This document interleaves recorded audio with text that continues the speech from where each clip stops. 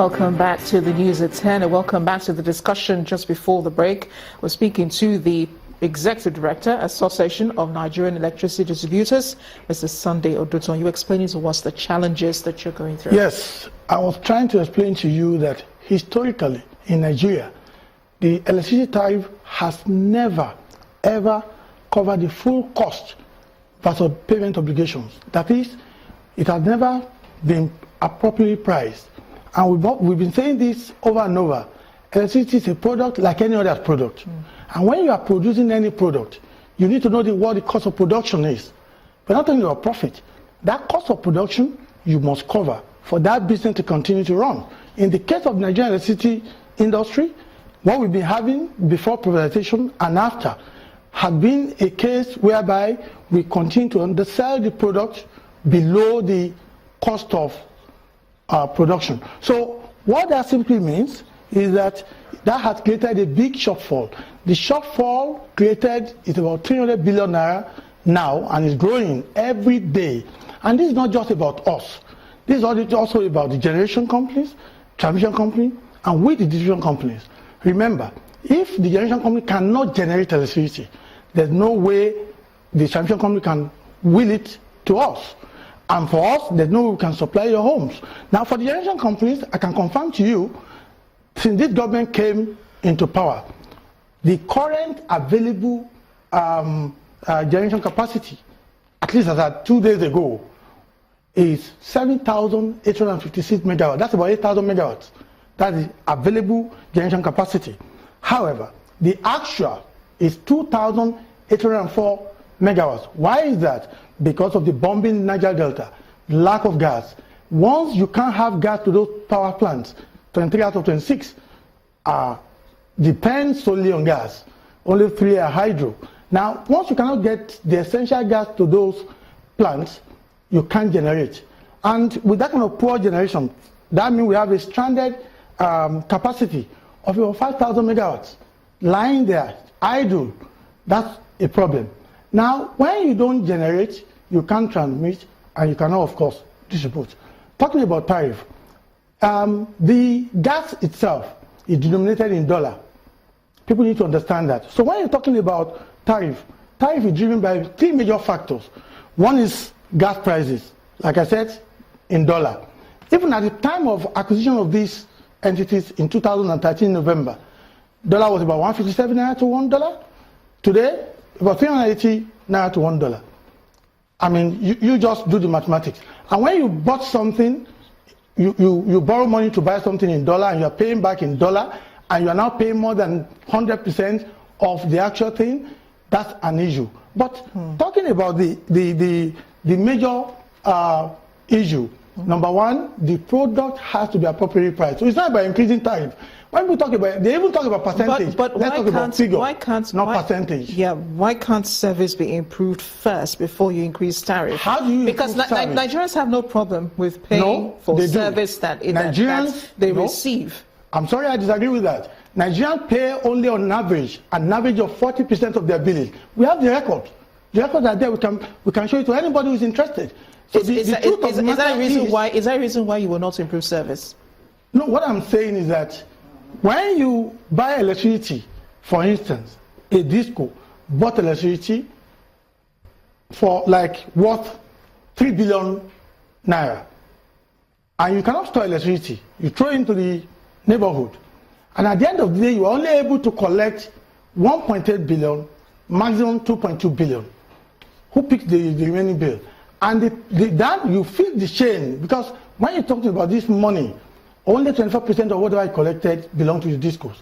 But even the generation company that will have to take about 57% have to pay the gas suppliers. They are bleeding at the moment. The whole sector will collapse anytime from now. We're not just making noise, we're saying the fact. Unless something is done, this industry will collapse. We'll wake up one morning, no light. And that is the truth. And unless those are your last words. Thank you so much. And that is the truth. For joining us on the news tonight. I appreciate your being here. Thank you very much. Mr. Sunday, Executive Director, Association of Nigerian Electricity Distributors.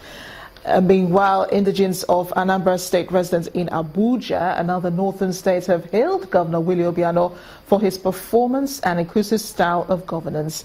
These commendations were made during an interactive program tagged An Evening with His Excellency in the FCT.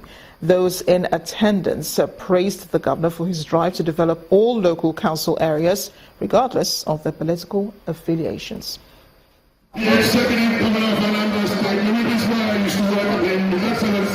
It's an evening with Governor Willie Obiano of Anambra State, and the conference hall of the Transcorp Hilton, Abuja, is filled to capacity with dignitaries and indigenous people of Anambra State, residents in Abuja and other nearby northern states.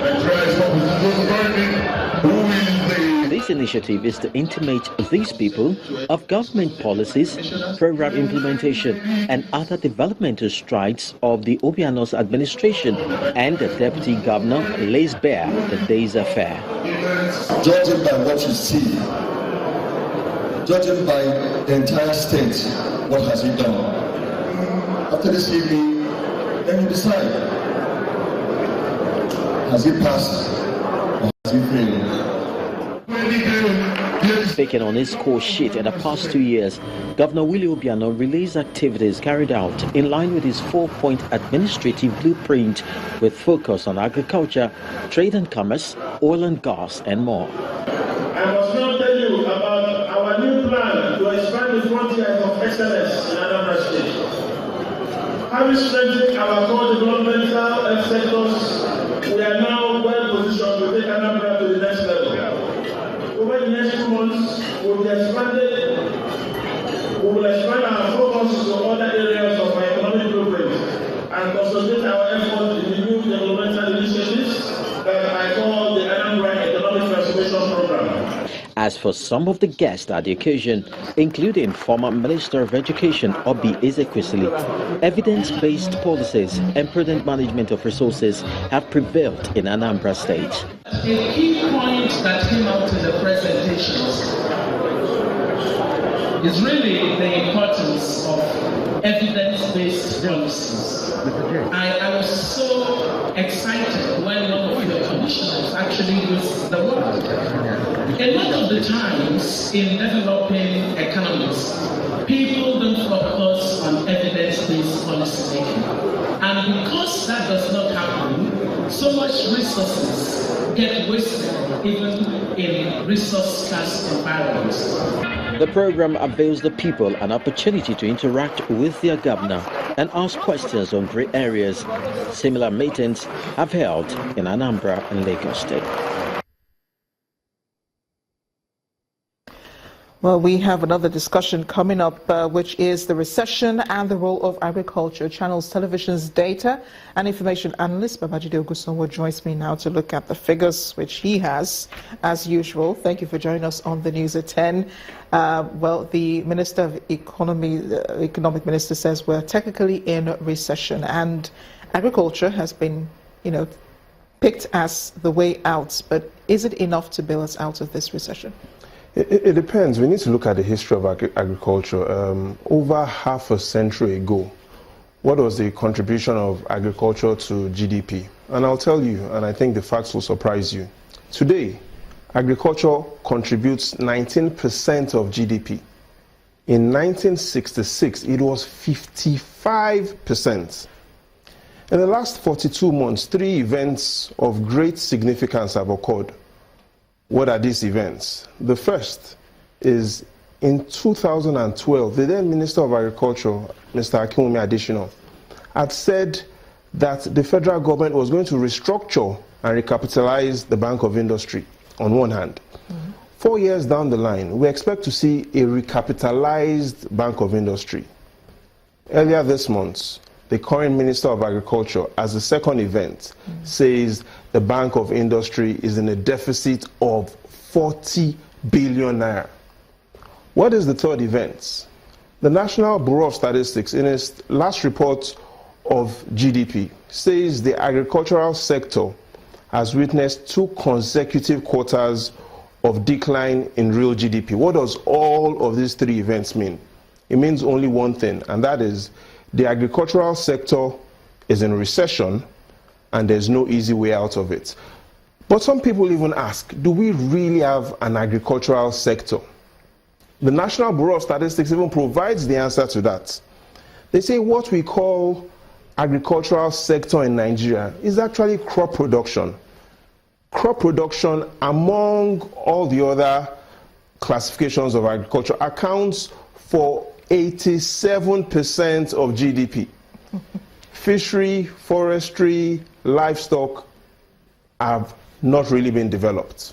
That is where we are today. So is agriculture going to get us out of it? The evidence doesn't show that. What the evidence even shows is before the economy went into recession, the agricultural sector had already gone into recession.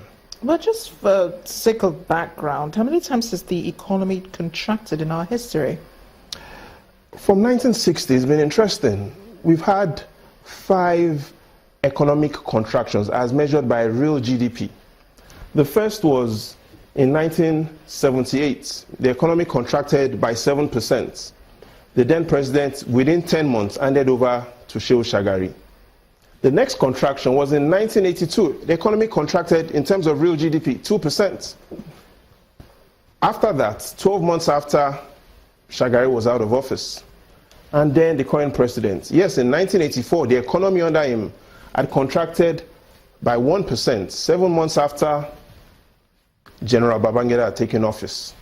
And under him, in 1991, the economy also contracted 1%. He was out of office in 17 months. Here's what all this means. There is no Nigerian president that after the economy contracts stays beyond 17 months. That is what the friends of the president do not want him to hear. However, there's been just one president that has survived an economic contraction that has stayed beyond 17 months. And who is he? Is Yakubu Gowon. He stayed up until 1975. Between 1966 and 67, the economy contracted under him by over 20%. And how did he do that? He had to go to war. But Nigerians ask, are they really ready to go to war? And the answer is no. Does the president want peace? Yes, he wants peace. But Nigerians want more than peace. They want the second P. They want prosperity. That is the way out of the problems. Not just peace, but prosperity. And so what impact will this present recession have on the ordinary Nigerian as well as on the economy? Clearly, to get a job for the ordinary Nigerian will become tougher. That's what it really means.